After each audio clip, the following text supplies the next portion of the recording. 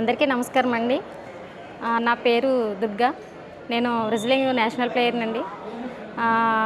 బేసికల్గా నేను చెప్పబోయేది ఏంటంటే, ఇప్పుడు నేను ఆల్రెడీ స్పోర్ట్స్ కోటాలో గవర్నమెంట్ ఎంప్లాయీగా పనిచేస్తున్నానండి, గవర్నమెంట్ టీచర్ని.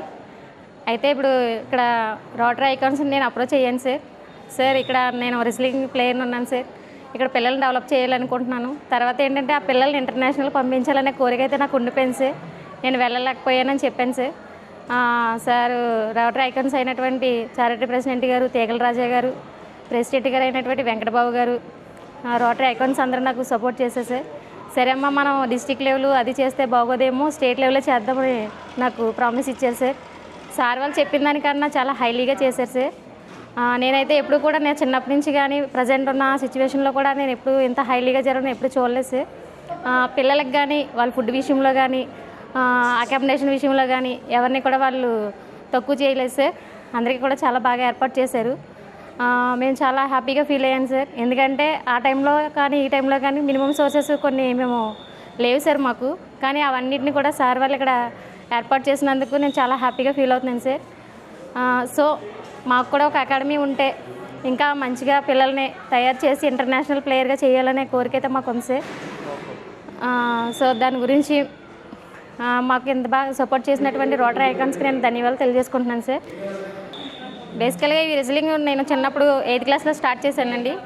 అయితే మా కోచ్ ఈ గేమ్ ఆడడం వల్ల ఎంత సెక్యూర్గా ఉండగలము, మన ఆడపిల్ల ఎంత ధైర్యంగా బ్రతకగలదు, ఎంత ధైర్యంగా ఉండగలము, ఒంటరి పోరాటం ఎలా చెయ్యాలో కూడా మా సార్ మాకు నేర్పించారు. బేసికల్గా నా కోచ్ అబ్దుల్ రజాక్ హుసేన్ సార్. ఇప్పుడు ప్రజెంట్ ఏంటంటే సార్, మనం ధైర్యంగా ఉండాలన్నా, మనల్ని ప్రొటెక్ట్ చేసుకోవాలన్నా ఈ గేమ్ చాలా ఉపయోగపడుతుందండి. ఎందుకంటే ఇది ఒక సెక్యూరిటీ సార్ గర్ల్కి. ఎందుకని చెప్పాలంటే మేము కాపాడుకోగలమనే ధైర్యం ఉంటుంది.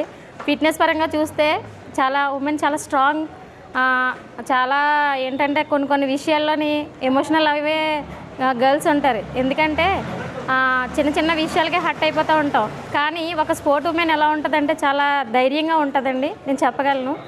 ఎందుకంటే ఆ గేమ్ నేర్చుకోవడం వల్ల మనకి బెనిఫిట్స్ ఉన్నాయని కూడా చెప్పగలను. నేను చిన్నప్పటి నుంచి ఇదే గేమ్లో ఉన్నాను, నేను వేరే గేమ్కి ఏమీ వెళ్ళలేదు. ఈ రెజ్లింగ్ ఆడడం వల్ల ఏంటంటే మనం త్వరగా నేషనల్లో స్టేట్లో మెడల్స్ కొట్టవచ్చు. కానీ ఏంటంటే మనకి సపోర్ట్ లేకపోవడం వల్ల మనం ఇంటర్నేషనల్ ఆడలేకపోతున్నాము. ఆ టైంలో మేము కూడా ఆడాలనుకున్నాం, కానీ మనకి ఈ లోపలనే ఆంధ్ర తెలంగాణ డివైడ్ అయ్యింది. సో దానివల్ల నేను గేమ్కి దూరం అయ్యాను.